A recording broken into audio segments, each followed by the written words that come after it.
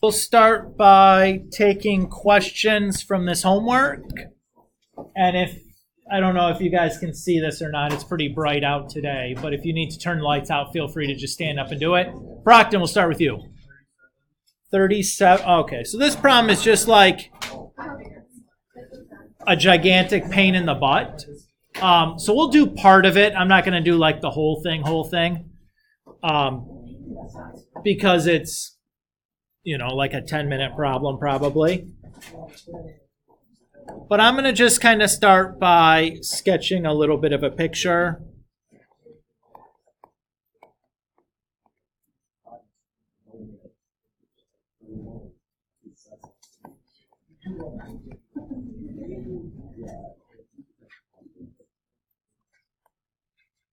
All right, so we have 2, 5.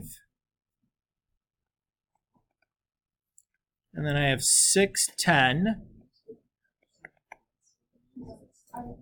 And then I have 5, negative 2.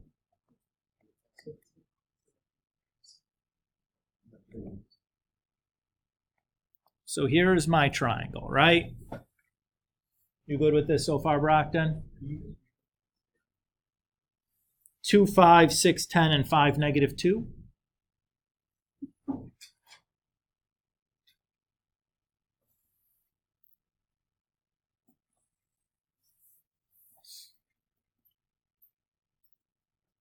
So I'm going to find angle A first. So if I do that, angle A is going to be the cosine inverse of the vector AB dot the vector AC all over the magnitude of vector AB times the magnitude of vector AC. That's just the formula. You happy with that? So I'm going to first start by writing down the component form for vector AB and vector AC. So for vector AB, that's going to be 6 minus 2, and then 10 minus 5. So 4, 5. And vector AC is going to be 5 minus 2, and then negative 2 minus 5. So 3, negative 7.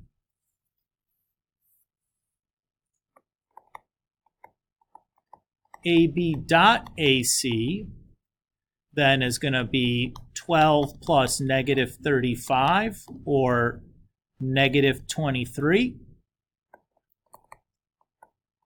The magnitude of AB is going to be the square root of 4 squared plus 5 squared. The magnitude of AC is going to be the square root of 3 squared plus 9 squared. So that's the square root of 58.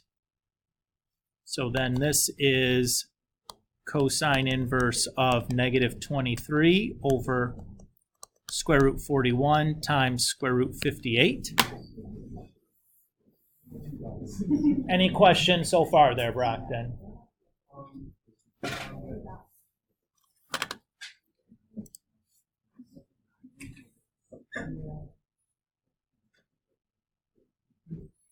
So if I do that, then cosine inverse of negative 23 divided by the square root 41 times the square root 58.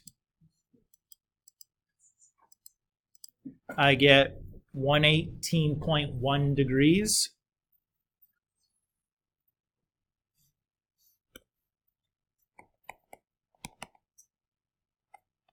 And along the way, I also found the length for AC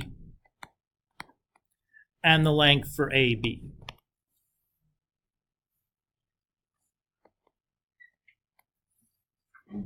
Okay with that, Brockton? And then I have to do that one more time for either angle B or C. It doesn't really matter. And then I'll have everything I need. Can I skip doing it one more time? Okay. It's like the exact same thing, right? the thing that you have to be careful about is that you need to make sure that the angles that you resolve into components, their initial point is at the angle you're looking for. So that means that you can't reuse, like if you're doing angle C, you can't reuse AC, you actually need CA, right? So you have to flip the signs on the vector. So you got to be a little bit careful there, but it's the same thing, just one more time. And then you'll have everything you need.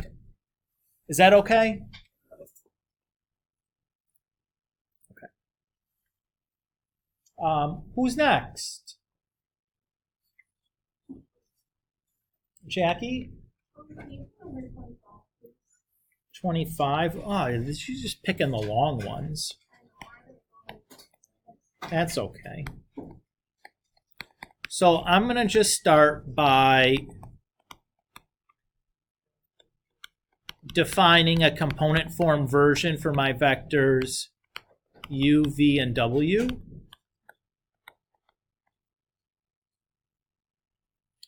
And then what I'm going to do is I'm going to do the left-hand side and get a component form answer. And I'm going to take the right-hand side of the equation, get a component form answer. And if those are the same component forms, then I'm done. Okay? So I'll substitute in my components.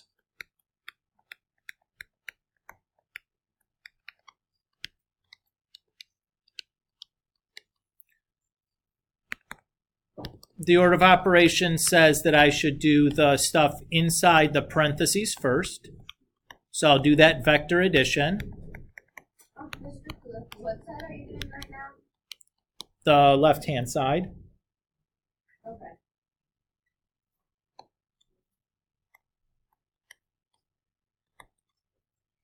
You good with that, Jackie? Okay. Then we'll do the dot product. So that's the product of the x's plus the product of the y's. Oops, it's a parenthesis. And now since the u1, v1, w1, u2, v2, and w2 are just real numbers, these have a distributive property, so they can just distribute.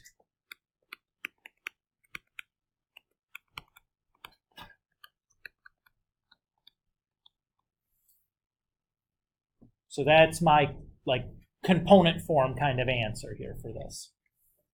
Okay, now I'm going to do the same thing with the right-hand side, which is u dot v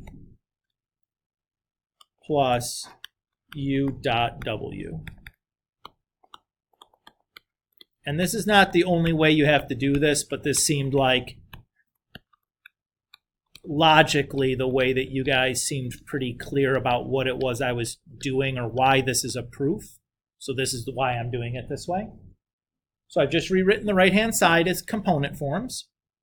So I should do the dot products. So u1, v1 plus u2, v2. And then the next one is u1, w1 plus u2, w2. And if I look here and I look here, it's the same stuff, just in a different order. And because, again, all these things are real numbers, I can switch the order I do the addition for a real number problem, and it's fine. Does that feel okay? So in general, you just take the right-hand side and the left-hand side, turn them into components, do the operations, and show you get the same thing. Is basically what we did for all of 23 through 28. Okay with that idea? Okay. Ben? Sure. That's the easiest question so far.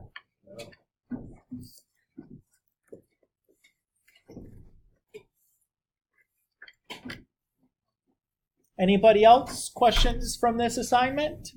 Sydney? 34.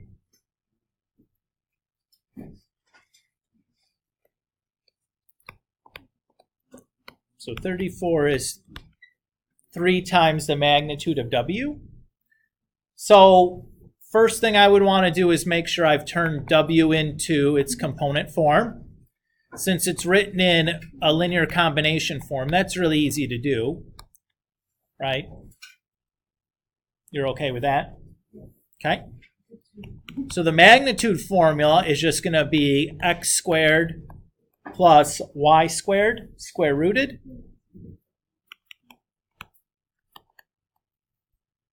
So that's just 3 times the square root of 13.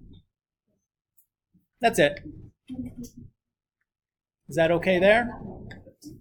So the thing that's tricky here is this time, this dot was a scalar multiplication dot.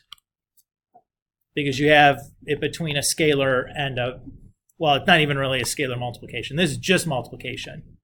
Because you have it between a scalar and a magnitude is just a scalar. Yep. So there's nothing fancy going on here.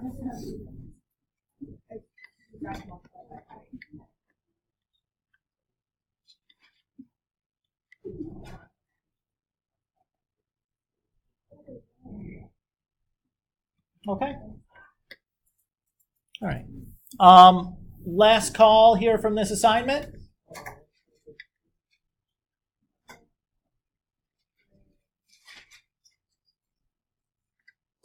Okay. Take out a separate sheet of paper for me, guys. Something to write with.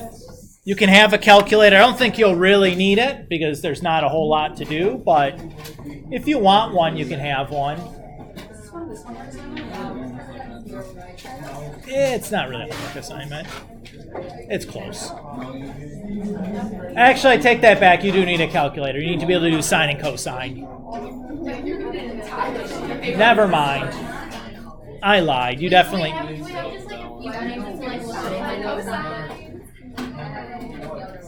I mean... Is it from what we just passed?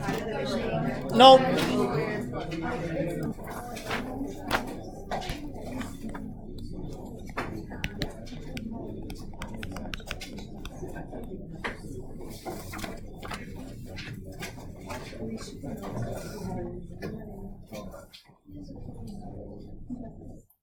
Okay.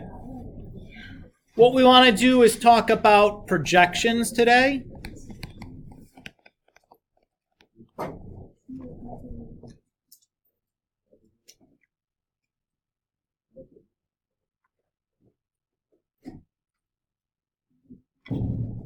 So the idea here is we want to be able to break a vector down into like its orthogonal components. When I say the word orthogonal, what does that mean again? They meet at a 90-degree angle, right? So let's say I have this vector here that I'll call vector u. And we have this other vector here that I'll call vector v.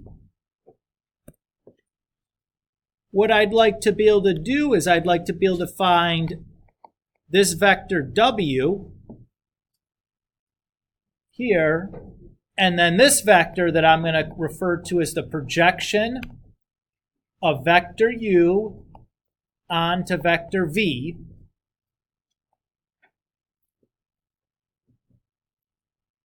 Because the sum of those two vectors gives me u again.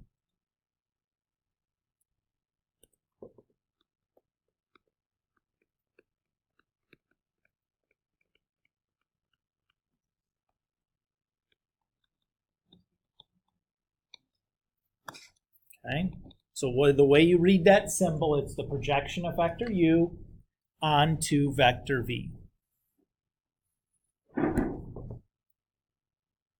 So the key idea here is that u is equal to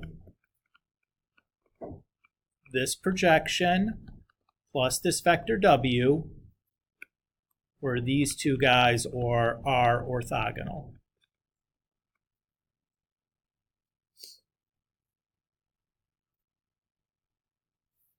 Wait, that's a...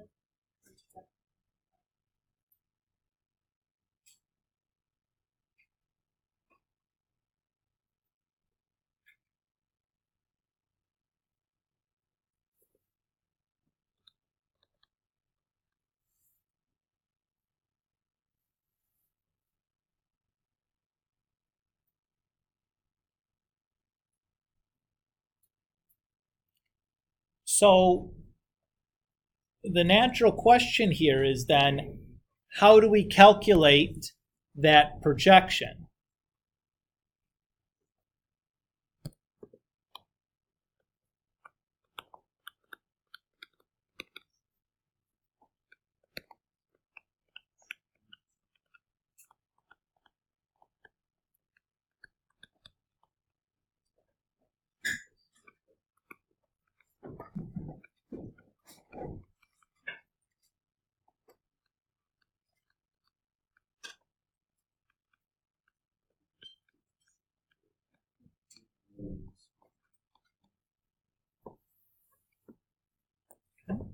So our formula for the projection of vector u onto vector v is going to be the dot product of u and v divided by the magnitude of u times the magnitude of v. That's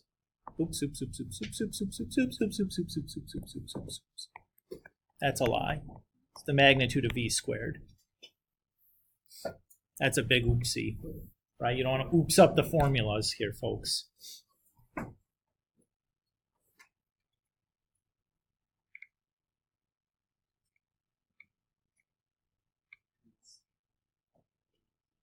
But is that, so that's it for non-zero vectors, vector u comma? Yeah, u and v. Yeah, just the two vectors in our formula.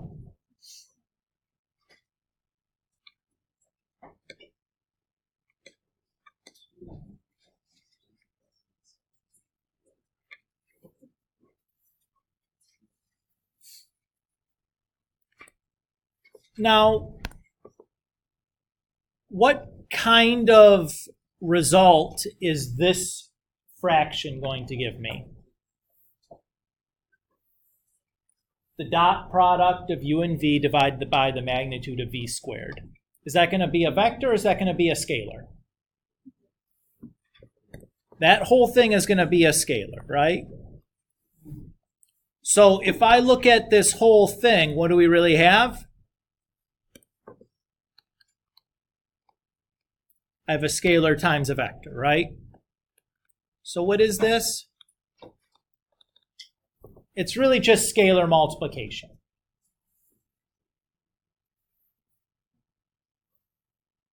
I'm going to scroll back up to the picture here in just a moment to kind of give you a visual of what this is doing. Okay. So this projection is basically just shrinking down vector v, right? That's all it's doing. Or I guess in some cases it could be stretching it out, but it's just scaling vector v so that it's now an orthogonal component to vector u. Is everybody okay with that idea? That's the idea. Okay. So let's do a numeric example. Sound good?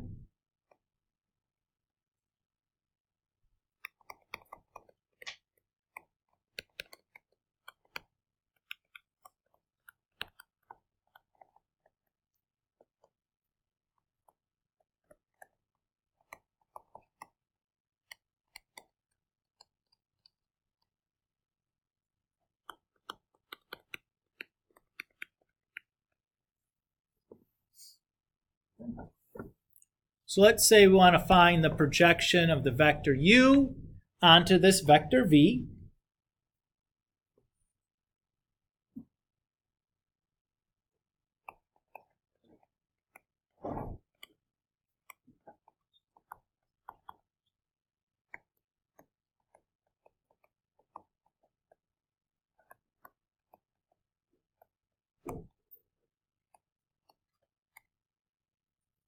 So here's our formula. So I'm going to need two things for my formula. I'm going to need the dot product of u and v.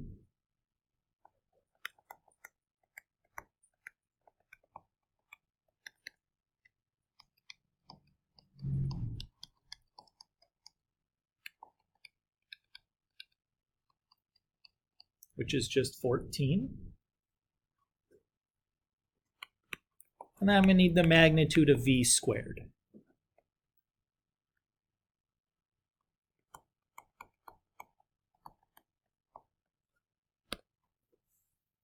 So notice here that the squared is going to cancel the square root.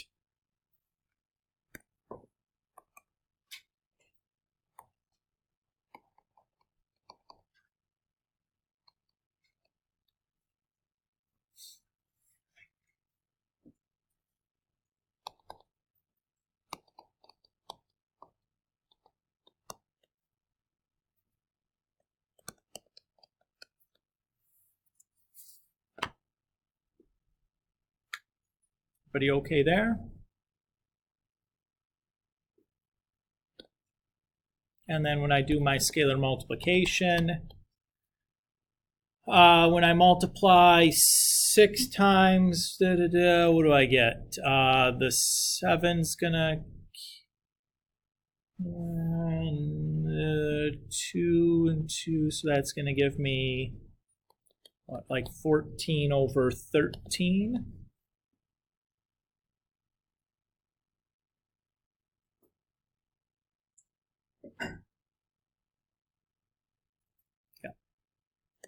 And then just negative 14 over 13.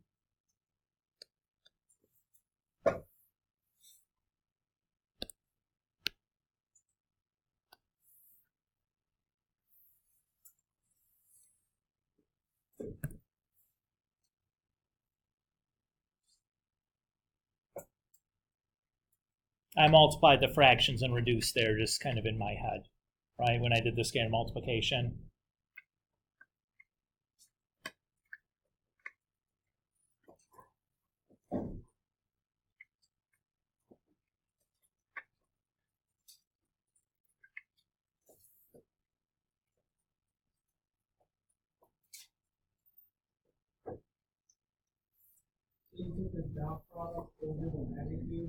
Magnitude squared. Yep.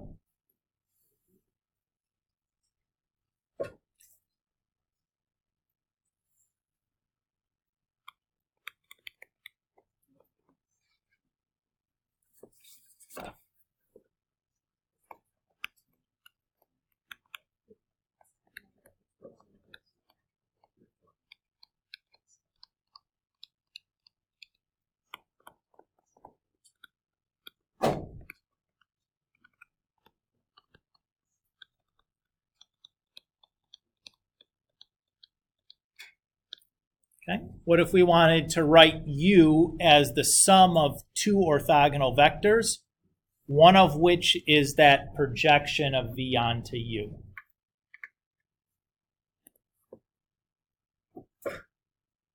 So recall from before that we said U is going to equal that projection of V onto U plus that vector W, right? Everybody's okay there?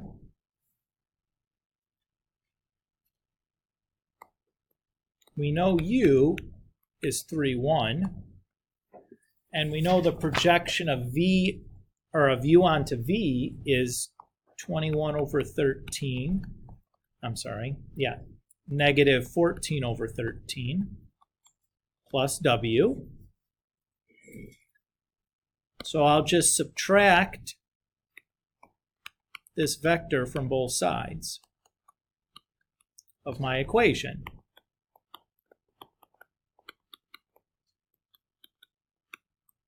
Everybody's okay with that idea? And that'll get the vector W by itself, which is the other piece that I need. So let's see, 3 minus 21 over 13 is going to give me 39 minus 21, so 18 over 13. And then 1 minus a negative 14 over 13 is going to give me 27 over 13.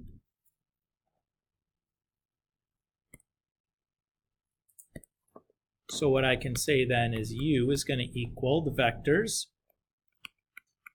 21 over 13, negative 14 over 13, plus 18 over 13, comma, 27 over 13.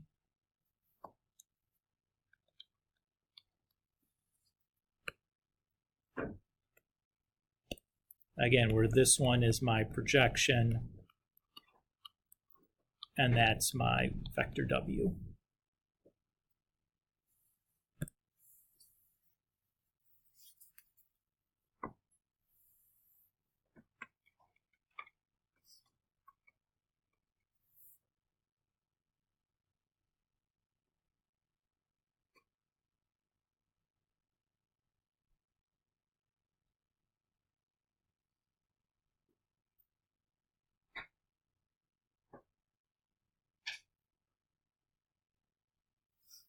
Any questions on this example? So we've just introduced a new type of computation that you can do between two vectors. It's called this projection, right? It just has a formula. The formula gives us another vector back. We can use that vector, though, to take any given vector then and break it into orthogonal components, like the sum of two orthogonal vectors. That's what the projection is really going to be good for.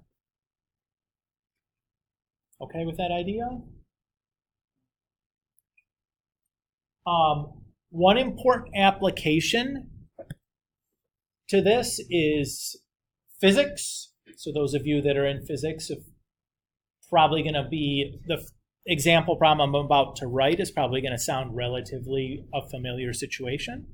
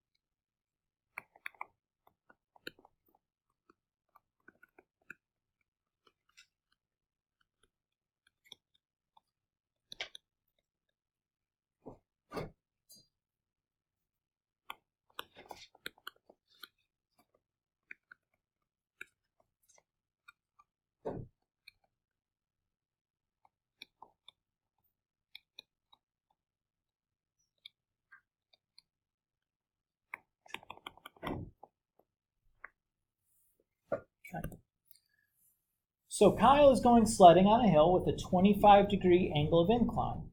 If Kyle and the sled weigh a total of 165 pounds, what amount of force is sliding down the hill? How many of you guys, just as a reference for me, are in a physics class right now, or last year were in a physics class? Okay, so maybe a third of us. Does this sound like a familiar, probably first semester physics problem? Where you're dealing with forces on a ramp or a hill or something. Okay. This is a fairly common standard kind of first semester kinematics physics problem. And those of you that were in physics already, these problems could get pretty complicated, right? They were kind of terrible.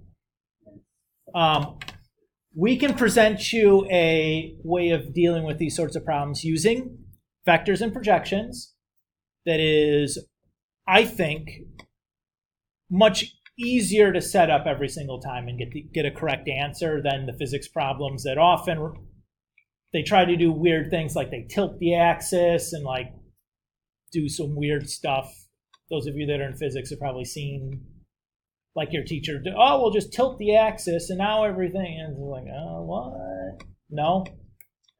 You don't think so? Okay. Well, when I took physics, that was a common trick that my teacher liked to do, and it was just like, why are we doing this? Like, I never understood why we're doing it. It didn't make any sense to me. This approach makes a ton of sense, and I think is quite easy.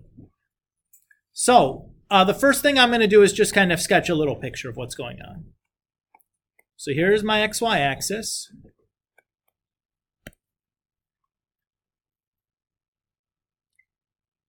And I have a vector here that I'm going to call H that's just referencing the hill. Okay with that? It's going downhill, so I put it into this quadrant.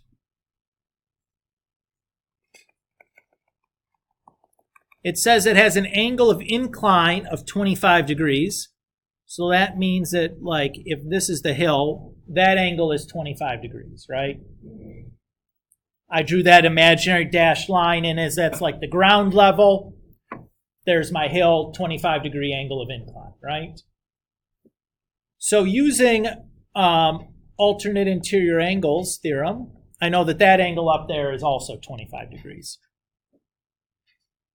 Everybody okay there? So what that means is the direction of this vector h is going to be 360 minus 25, or 335 degrees. Everybody okay there? We have a second vector, though, involved in this problem. That is Kyle and the sled's weight. So the force acting on Kyle and the sled is gravity. Gravity always acts straight down. So I'm going to call this vector here K for Kyle. So what is my angle for Kyle, or the direction for Kyle? Just 270, right? He's right on the negative y-axis.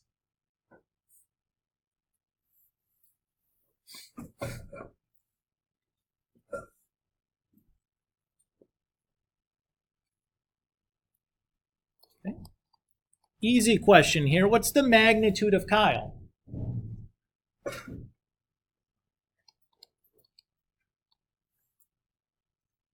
Just 165 pounds. So that means I can take Kyle, or my Kyle vector anyways, and resolve it into component form, just like we did on the homework quiz just a moment ago.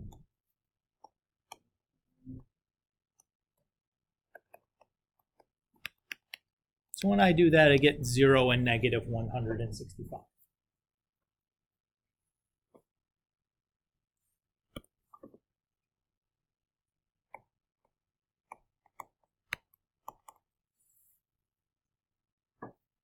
The next vector I need to worry about is the hill.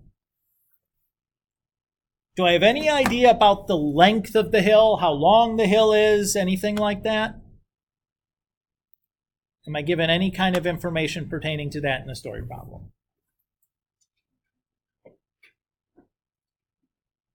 No, right? So guess what we get to do?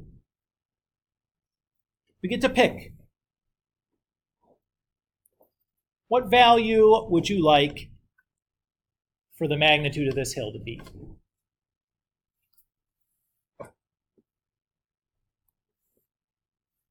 I'm going to pick 1.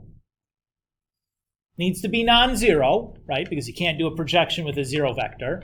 You need to have a non-zero vector. I'm going to pick the length to be 1.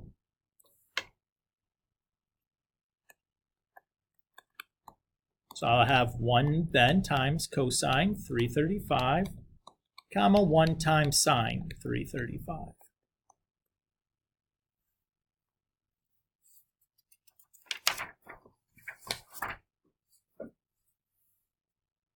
Everybody okay there?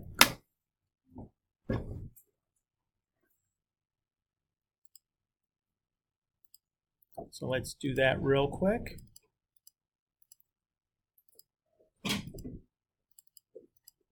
Hello. Thank you. Angela, it's for you. 906-4223.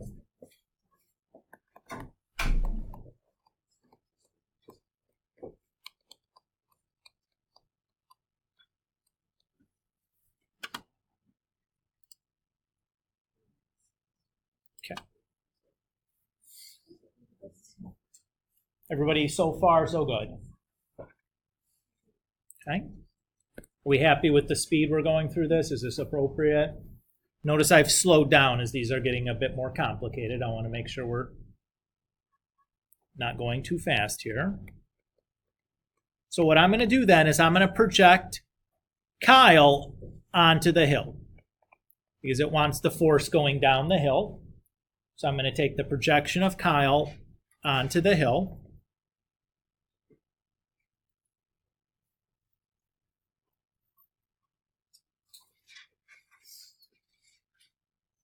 So that is going to be the dot product of h and k divided by the magnitude of h squared multiplied by vector h.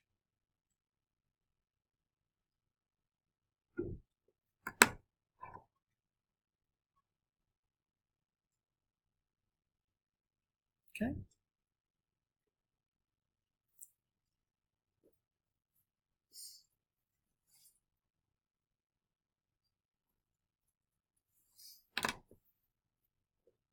Everybody so far so good? So I'll start with the dot product of h and k.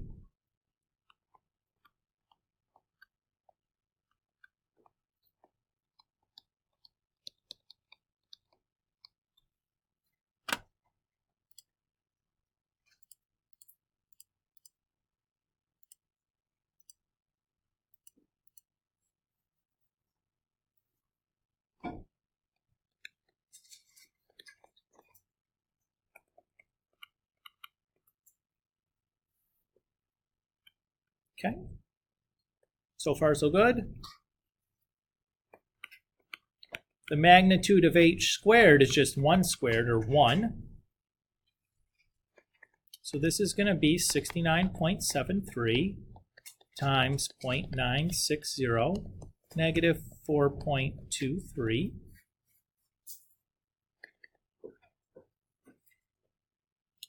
Which is 63.20, comma, negative 29.47.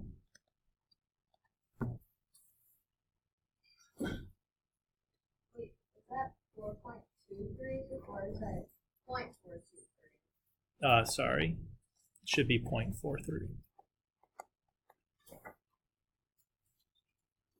The second thing, Bethel. Okay, thank you. Okay.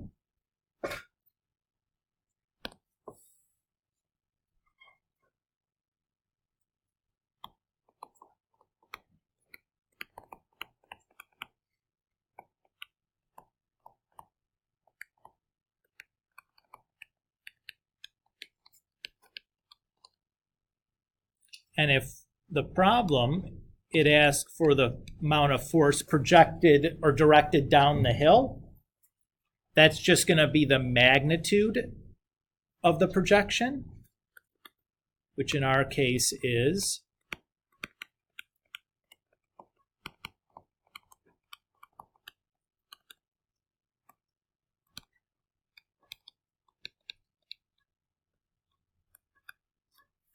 69.73. Does that number look familiar to you guys? Yeah. Yeah, what was that?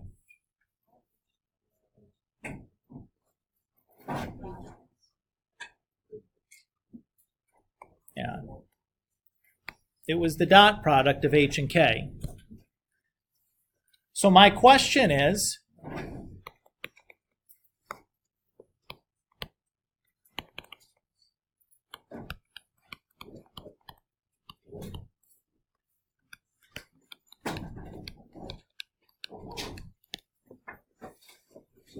when is the magnitude of the projection of u onto v the same as the dot product of u onto v?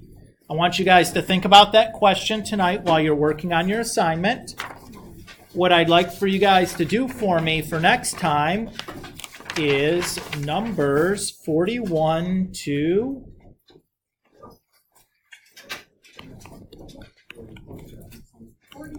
46. Wait, what is that? 41 to 46.